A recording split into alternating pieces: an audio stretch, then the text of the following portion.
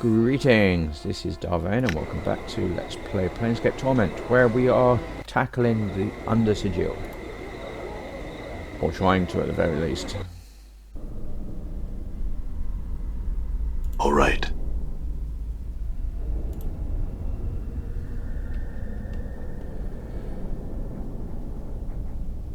I'm gone. Done.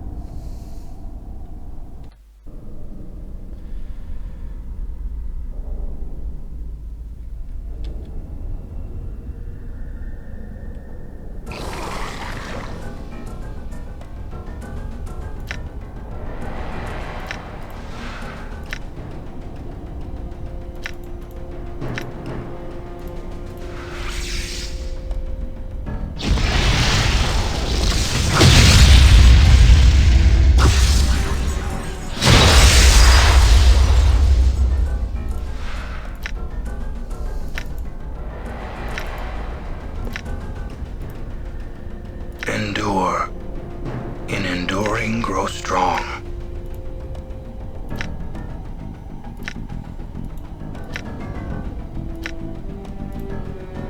Yes? Insert the mother. May my face lend me strength. Now I say.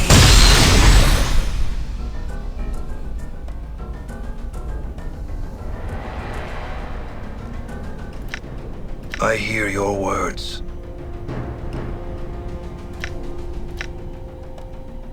I will hear you. I shall serve.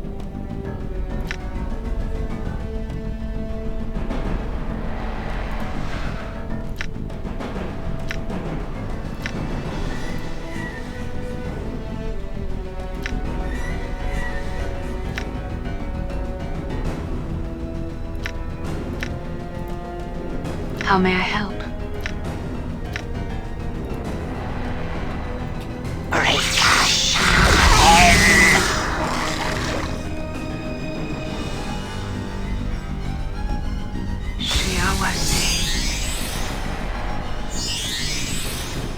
May my face lend me strength.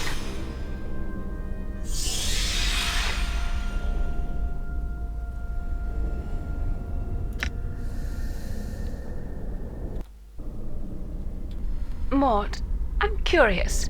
What happened to your body? Me? I'm the head of Vecna. Huh.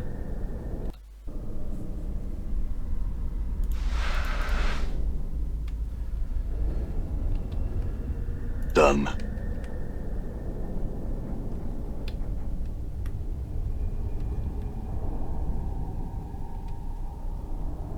Done.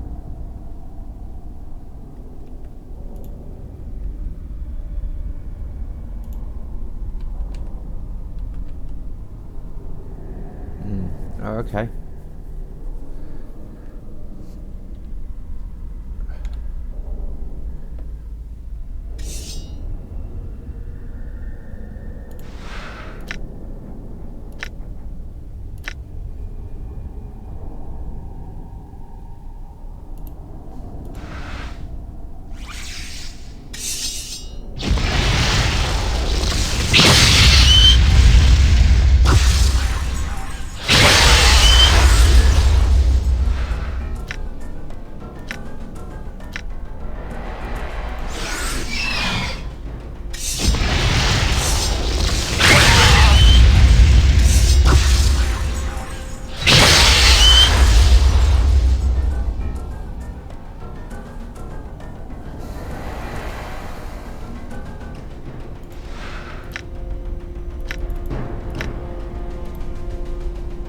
Balance in all things.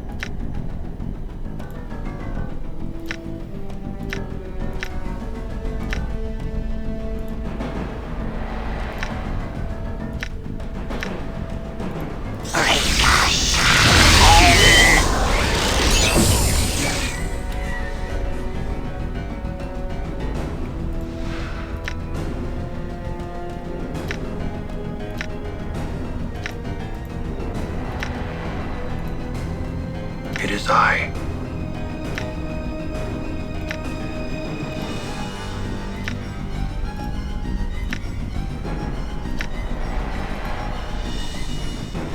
I'm listening. Thou cannot be. I'm hurt. In my feet, where is strength? We are one. The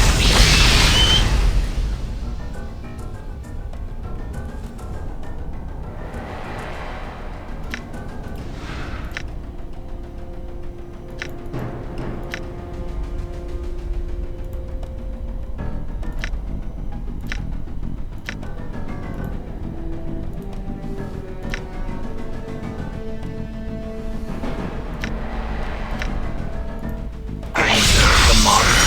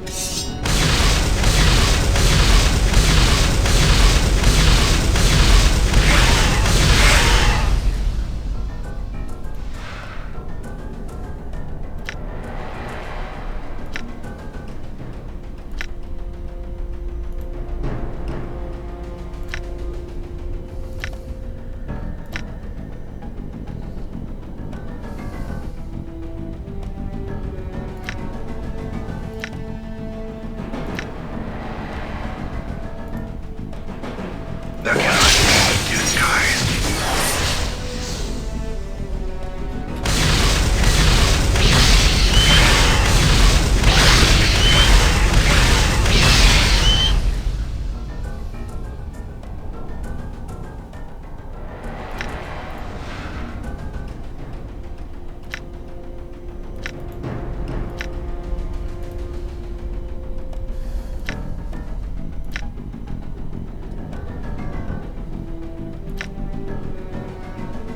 Ignis hears you.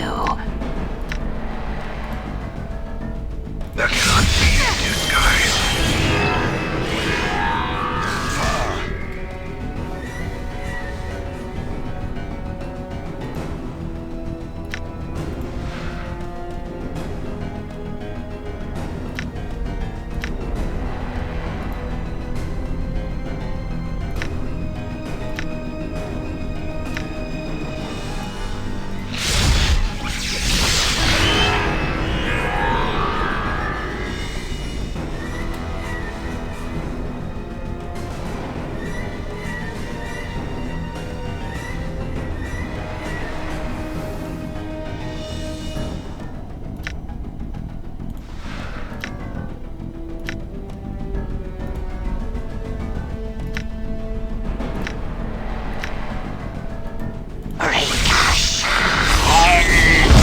I'm hurt.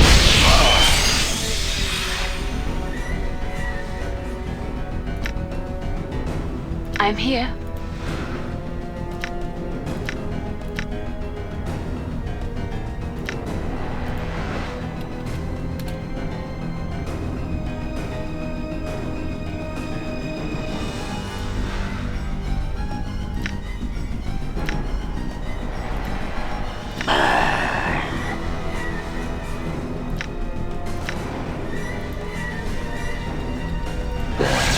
We are one.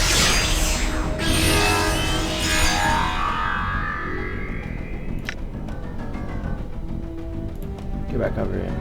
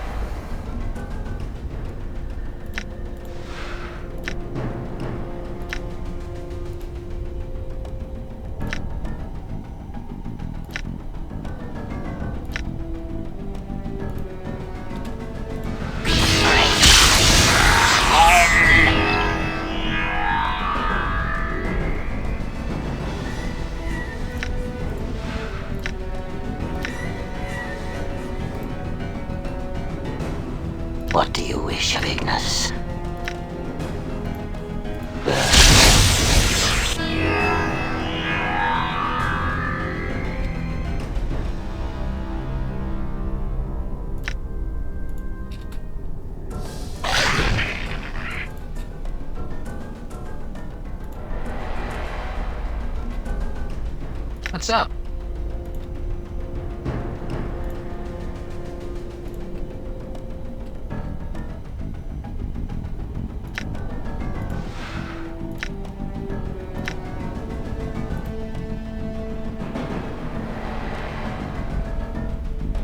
Endure. Your path is mine. Why not?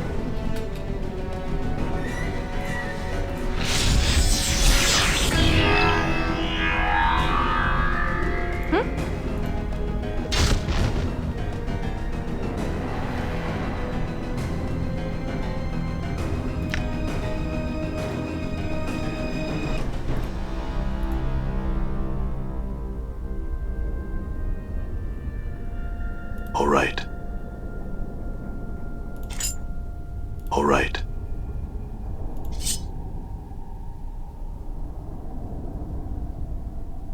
All right.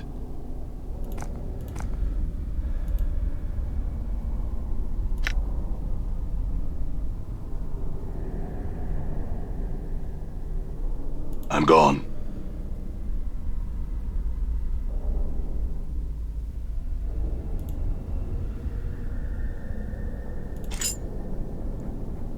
I'm gone.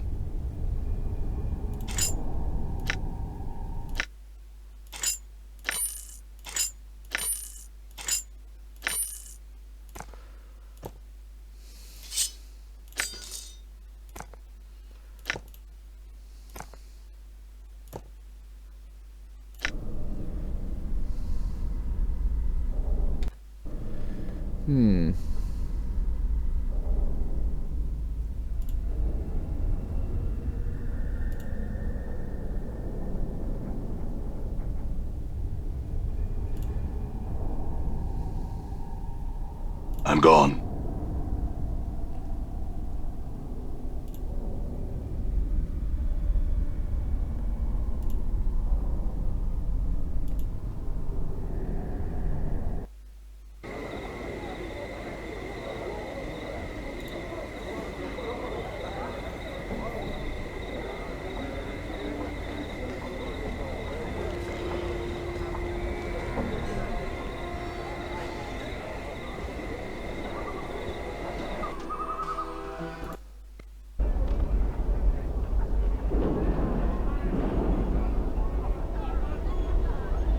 The air is quite bracing here.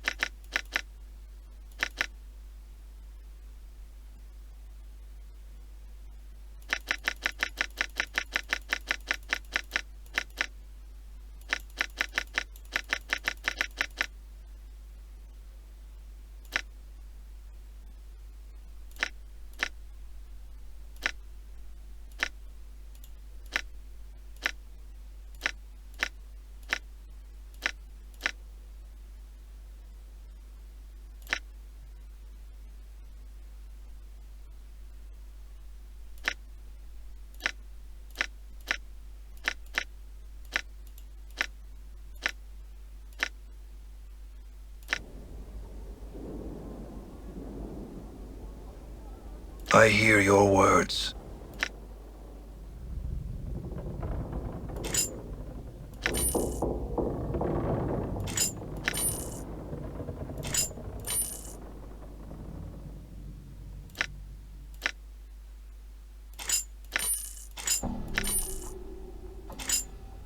Does this mean we are engaged?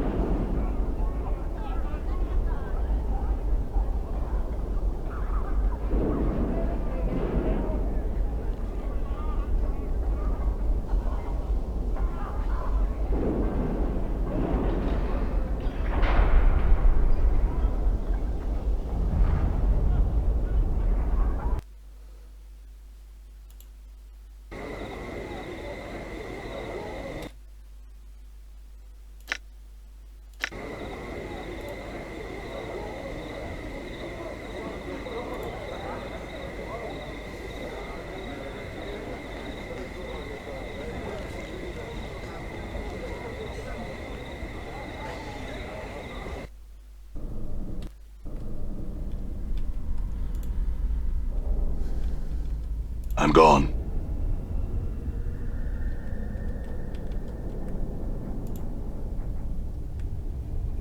Done.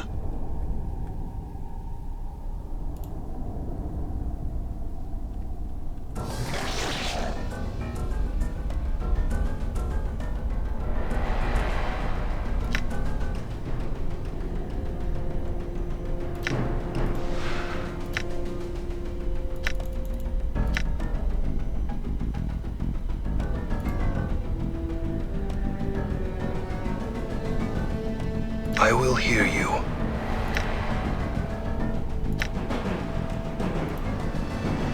What is thy bidding?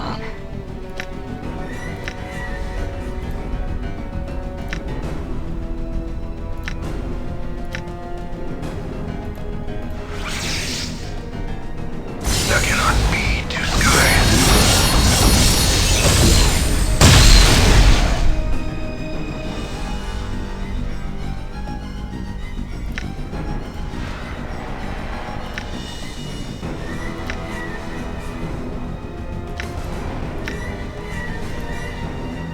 Balance in all things.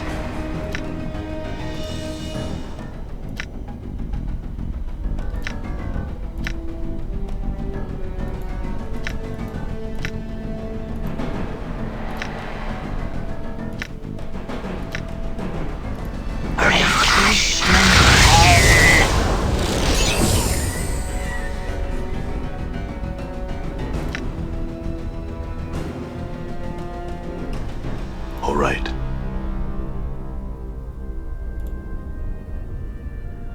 All right.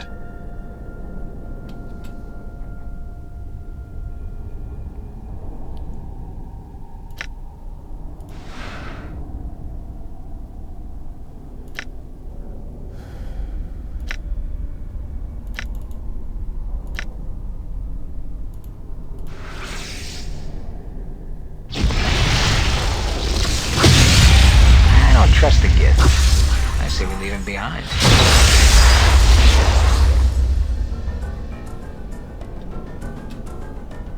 All right.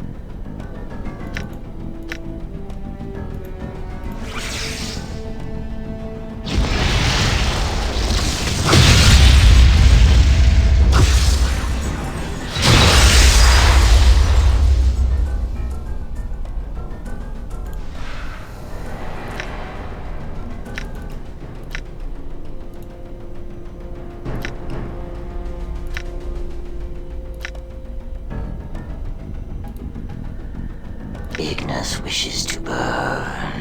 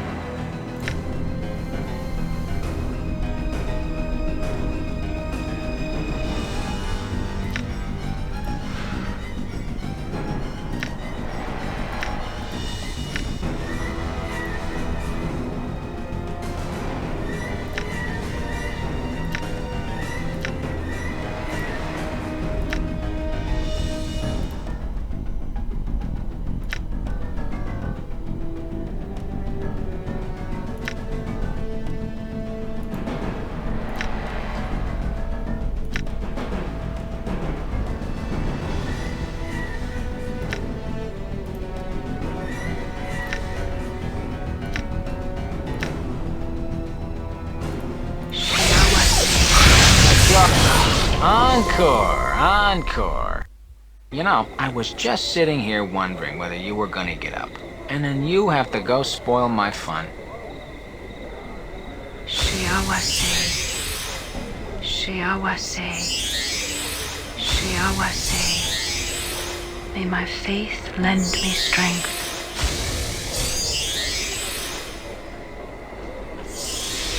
Shiawase. Shiawase.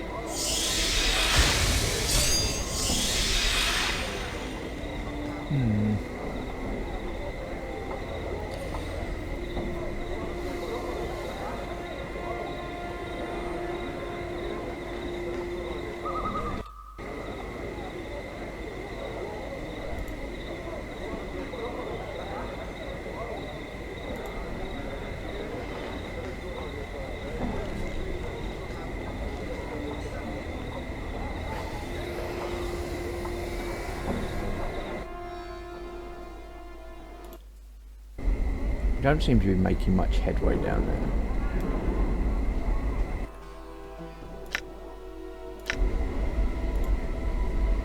I mean, I thought we were, but apparently not.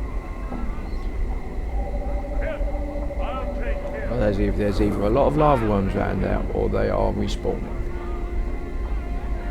And considering how long it takes us to actually get anything done down there, because we're not combat orientated.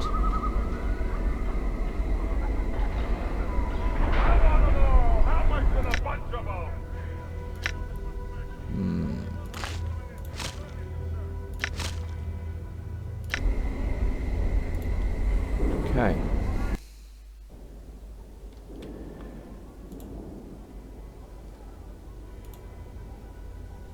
done.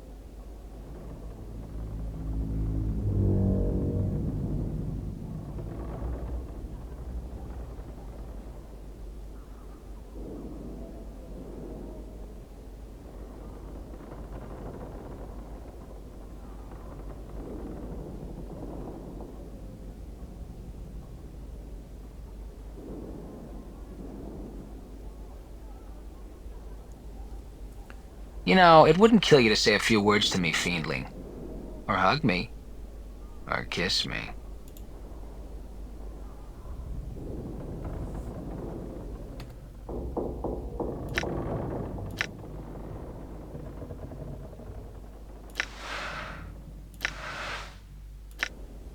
Okay. I'm going to leave it here. Let's have a look at a journal. What have we got? Quests.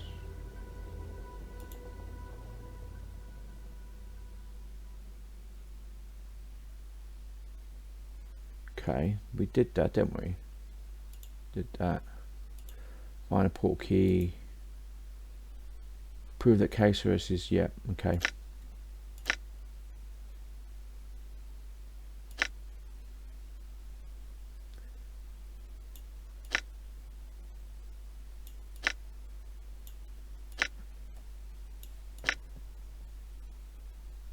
Let's do some reading.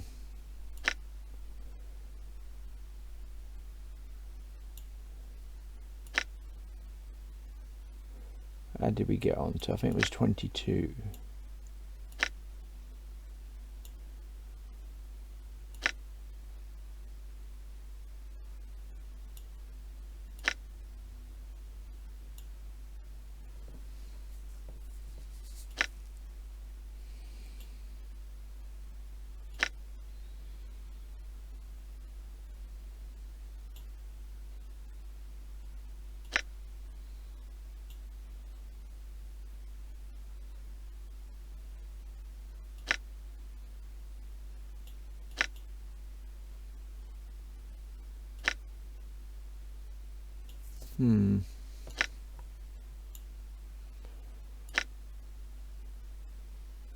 Free towels.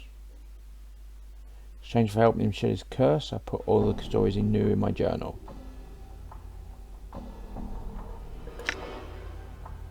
I think it's from here.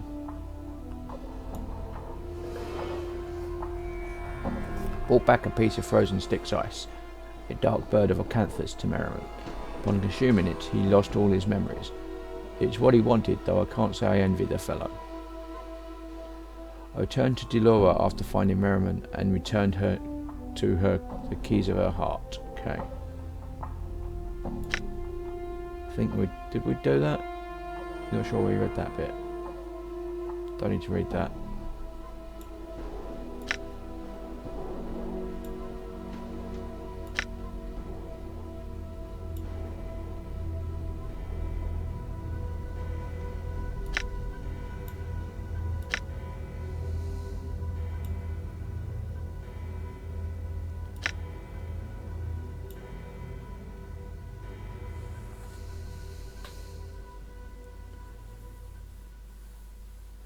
I opened and read a magically trapped shoulder that read simply, "This may not kill you, but it sure slow you down, I'm sure. Stop changing me, your fever master. It's my body, mine, now die."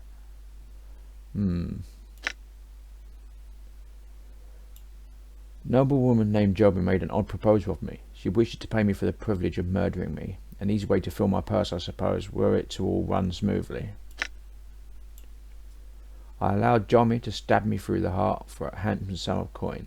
She seemed somewhat disappointed with the experience, but pleased well enough with the coin. I reunited Mortuary's head with his body. The two seemed quite happy to see one another again. Kusai, the combat instructor in the Civic Festival, instructed me in the way of stone. While much of its philosophy is of little use or even applies to me, being a creature of flesh, I can use some of its tenets to make myself more difficult to wound in combat. Kusai, whom I met in the Civic Festival, told me that he is known as a Gensei of Earth, the offspring of an elemental creature of Earth and a human. Kusai at last agreed to train me and told me to meet him in the Fest Hall Warriors Training Chamber. When Dakon told me of Shracked Law, I felt dizzy for a moment. For some reason I think I know something of that place, but I don't know what.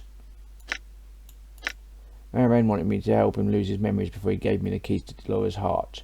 I suppose I'll have to look for something that'll do that to a person and then bring it back to him. Marianne himself suggested Baldur from the River Styx as one possibility. I've been cursed with perpetual hiccups by a Zaosek mage named Jumble Murder Sets. Hopefully someone else in the festival will have some idea how to either remove the annoying curse or how to get Jumble himself to undo it. I entered the mage training chamber of the Civic Festival but found no tutor. One of the aspiring mages had told me to seek out Lady Forkham, the tutor in the festival sensoriums. I learned a short curse from Salabash the Onyx, which I should be able to use against Jumble Murder Sense. I told Juliet what had transpired with Montague. She was less than pleased with the news, but agreed to answer my questions nonetheless. I forced Jumble Murder Sense to remove the curse he placed on me, all with the help of a hex I learned from Salabash the Onyx, Master of Curses. I convinced Jumble Murder Sense to remove Weakwind's curse with a little curse of my own. I told the drunken mage's apprentice I met in the clerk's ward about unfulfilled desire. I'm certain whatever odd power she possesses will be enough to rid of his want for drink. He was kind enough to give me his Frostdale mug as a gift of sorts, claiming he'd no longer need it. Exchange for helping him shed his curse, we could put all the stories he knew in my journal. But we'd already paid for all of them, so I'm not going to read them out.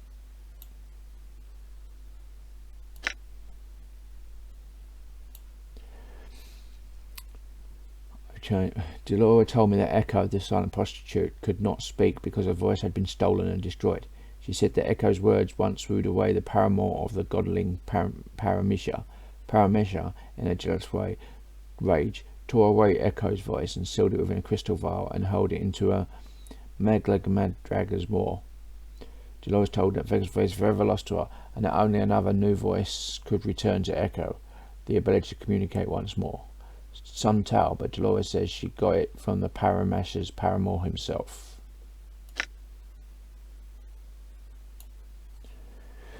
I met Lady Forkham in the maid tutor in the clerk's ward in one of the festival's many sensoriums. She refuses to train me, although I am not sure why. Lady Forkham seems to be addicted to sensory stones, preferring to spend a day sampling others' experience rather than resuming her duties as an instructor of magic. I wonder what I could do to convince her to teach once more. I told Salabash that Lady Forkham spent all her time in the sensorium and no longer wished to teach. He was eager to take up her position herself, but I'm unsure as to how good a tutor he'd be. Perhaps I'd best inform Lady Forkham of his intentions to give her a final chance to sort out her priorities. I told Lady Forkham of Salabash's intent to assume her position as the Civic Festival's mage's tutor. Apparently two shared little love for one another, and she was quick to return to the mage's training chamber so as to foil his plans. I was able to open the trapped dodecahedron I found, and it appears to be some sort of tome or journal. I cannot decipher the strange language you've written in, however. Perhaps a scholar or linguist in the festival that can help me. A rather eccentric mage by the name of Quell refuses to speak to me on the grounds that I haven't shown him the proper respect by giving him a gift. He suggested candies or chocolate, but they should not be of the common sort, they must be exotic. I told him I'd find somewhere in the clerk's book that sold such things. I encountered a horrid stone in a private sensorium in the festival. It was a ghastly green stone that held an experience of someone at Ravel's mercenary being tortured so he would carry the experience back to the festival and eventually me. In it, Ravel said that I should speak to her name if I found the stone, so I did. The Sensory Stone in the held an experience with Ravel inside it. I was actually able to speak to her through it, though I don't know how. She told me that I needed to find her, and to find her I would need to find a door, know the key, and unlock the key. I'm hazy on what she said about each, but I have a suspicion I can return to the stone if I need more clues. I saw Dianara's final days within one of the Sensory Stones of the festival's private sensorium. In it, she told me, well, the one in the experience, that she had left a legacy for me. It may prove useful.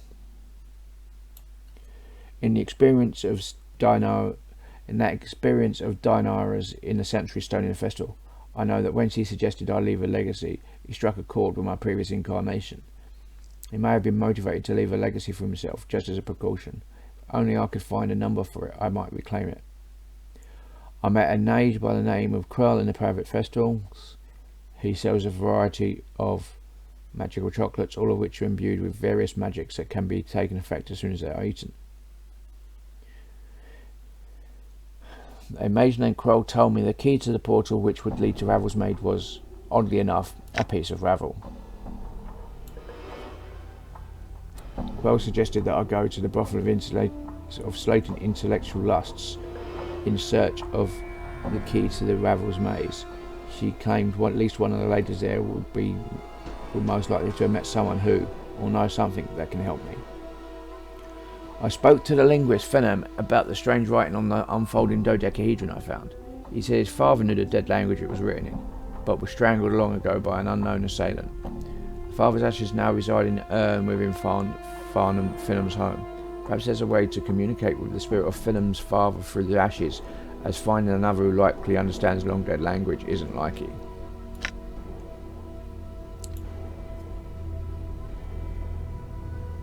I spoke to the spirit of the linguist Finn Adley, and found that I already knew the language in which the dodeca puddle box's writings were penned.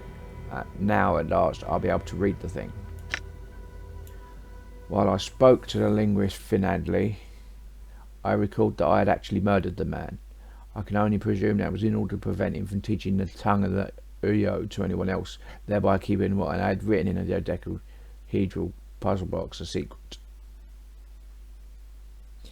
I confessed to Finn Adley that I had murdered him and explained to him why. He forgave me, for which I am glad, and somehow I feel as if some small burden, but a burden nonetheless, has been lifted off of me. I managed at last to unlock the last of the dodecahedron's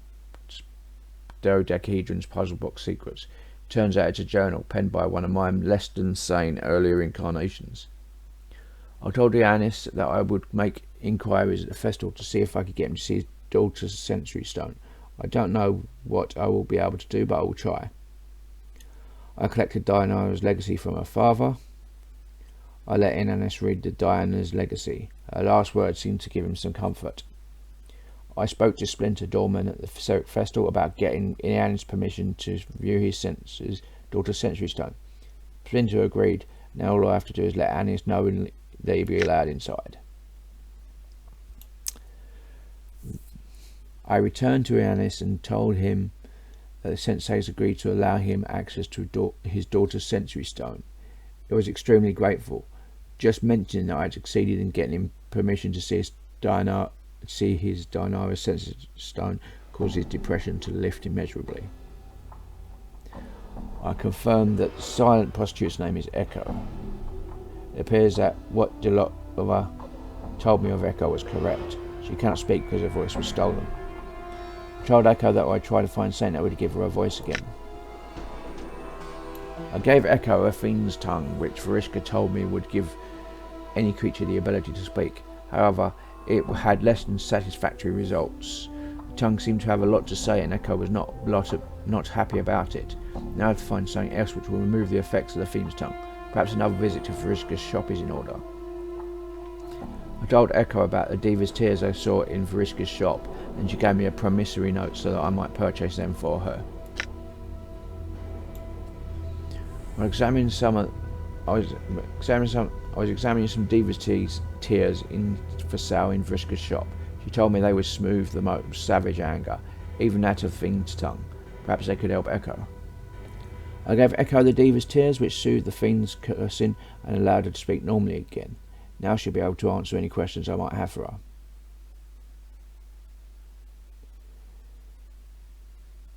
Echo told me, this is presumably Echo, that Revel actually has living children, and that one of their brother's prostitutes, Kesai Ceres, is one of them. She also told me that Kesai refuses to accept that fact, however, and isn't willing to admit it. I asked Kesai Ceres if she was Revel's daughter, and she became quite upset. She doesn't want to believe it. What I've been told of her is I need to find a way to prove her. I collected my legacy from Yanis the advocate in the clerk's ward. Among the possessions in the legacy was a strange receipt. It looks very old.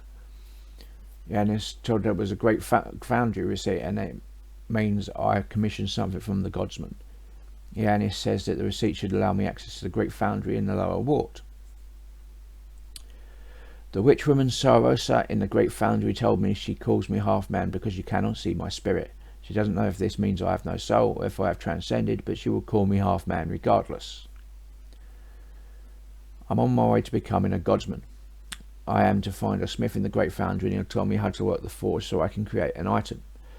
I am to do this to prove that I can see the potential even in a cold lump of rock. Shouldn't be hard. I'm to return to him when I'm done. I have completed my first godsman quest, and I am embarking on the second test for the godsman, investigation of murder. I'm to speak to the supervisor of the foundry and report back to Keldor when I have gathered the evidence. Sarolf gave me an awl with Fielden's name engraved on it. He told me that he found it on the night of the murder near the body. I confronted Fielden I confronted Fielden with the oil Saros gave me. Fielden claims he's being framed by Saros. Saros admitted that he planted the oil at the scene of the murder, and he's open about it. He claims that it would make sure that people would investigate Fielden's involvement. Fielden claims that Saros is an anarchist, working in league with the engineer Bedai Lin to try and discredit him. I have accused both Fielden and Saros of the murder of the smith for Avedon. They have both been arrested. My final test for membership is to talk down a suicidal member. His name is Sandos, and he is the father of Saros and Sarosa. I reported my success to saving Sandos' life to Keldor. He was exceptionally pleased. I have joined the believers of the source. I'm now officially a godsman. This is my vow. Life's tribulation is a test. There is nothing I encounter that is not a lesson. Pain is the motivated way of reinforcing a lesson. What I hate most in others is a reflection of what I hate most in myself. I will try to activate my potential to aid others in achieving their goals. I remember that divinity spark is present in everything. I swear fealty to the believers of the source and their goals, never to fake them, never to forsake them. I brought back a vial of flesh and blood for Xander and his might dream builder. He next demanded a birdcage encrusted with razors.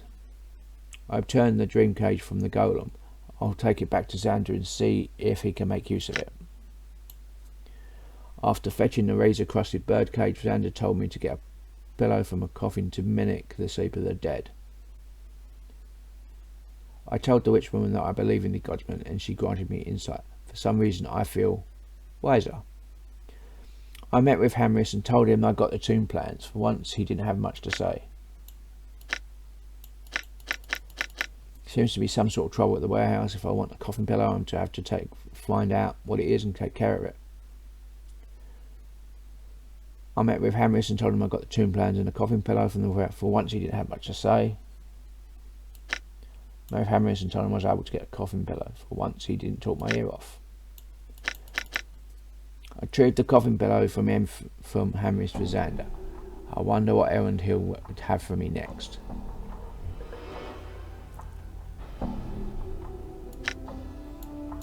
Finally finished that damnable dream builder quest. What I received was a feather.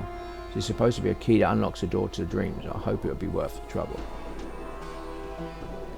Baldur told me to seek out Scofflaw Pen at the print shop to tell him the city must burn. Scofflaw Pen asked me to kill the Time Gensite Crusade in Clerk's Walk in the 6th Festival. I agreed to do it. I've reported my success in killing Crusade to Scofflaw Pen. He was jubilant as he'll ever be, I suppose, and he inducted me into his cell of the Revolutionary League and told me where to find some of his people in a warehouse called Vault of the Ninth World in the Lower Ward. He told me the password to identify myself to them. It is Eclipse. Okay.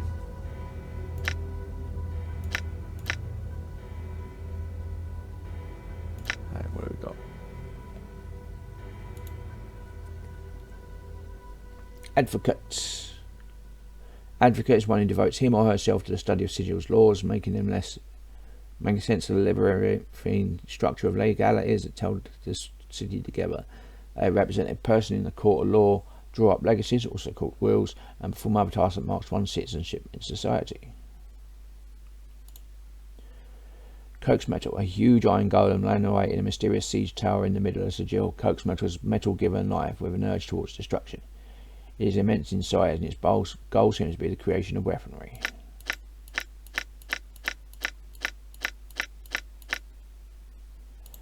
Godsman. Another of the factions of Sigil, the Godsmen, also known as the Believers of the Source. They believe that all creatures have the potential for godhood within them, that all life is a test, and that every step is a lesson. Their relentless optimism makes them fairly popular. They make their home in the Great Foundry in this lower ward, crafting some of the finest metalwork of the plains. Okay. Larval worm. These are not the pleasant earthworms that emerge from the ground after a heavy rain. These are slimy, massive creatures that feed on carrion, their mouths lined with sharp teeth that can tear the arm off a strong man or the head of a child.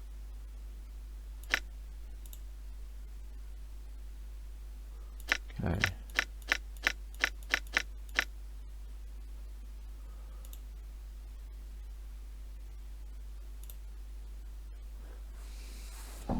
Pillar of Skulls. This disgusting mess of head towers lonesome in the fiery race of Avernus, the first layer of Betatar. Apparently it's composed of the heads of liars and ill-meaning sages, a punishment for those who squander the gift of knowledge. You've been told that the pillar holds answers to your mortality. A precious secret has been driving you for these long years.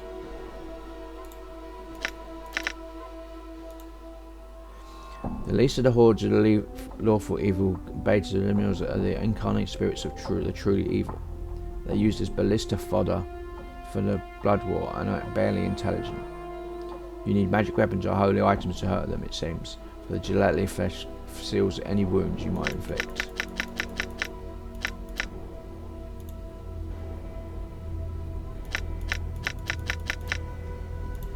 Trillon. Ordinarily you'd think beetles would be small things that you could crush with your foot. You wouldn't credit them with intelligence. You certainly wouldn't credit them with a sadistic speech. At least you wouldn't until you saw the Trellons. These hissing beetle things live in the dark and have a marked penchant for pain. They seem to be a breed of lower planet creature because there's palpable evil in them. Okay. So I'm going to leave it here. This has been Vane doing a Let's Play Planescape Torment. If you like what you're seeing here, please be sure to like, subscribe, share and comment. Please consider sponsoring me on Patreon. And until next time, goodbye.